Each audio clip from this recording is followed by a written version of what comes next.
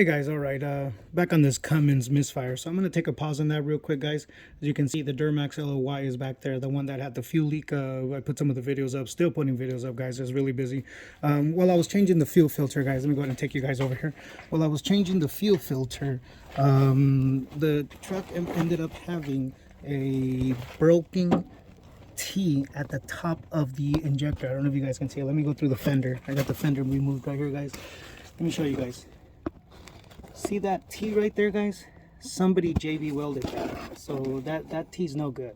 It's not really leaking out or anything like that.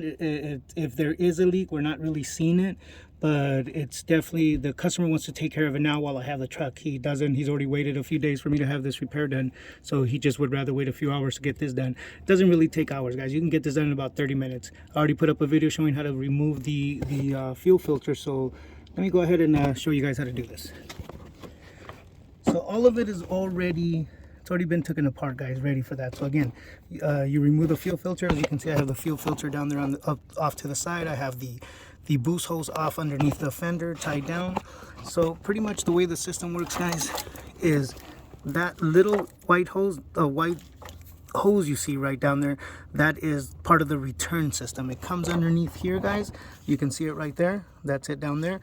Comes to the first injector, to the number 1 injector, and then it walks over to the number 3 injector, which is right there.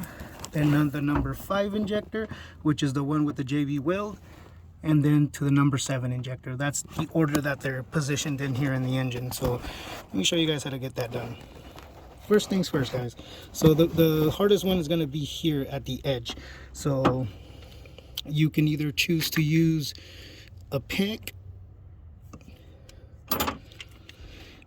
this kind of little clip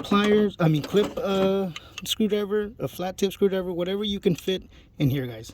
And I'm going to show you what I'm talking about. Also, guys, these things move back and forth.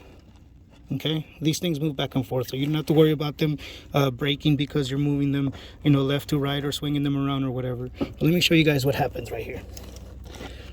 I'm gonna go underneath, guys, so you guys, I don't block you guys and you guys can see what I'm doing. And excuse me, guys, I don't have the best setup yet, like I was saying, but we're trying to get there, guys. With your guys' help, I'm gonna get there. So let me show you guys what I'm talking about right there. Bear with me, guys.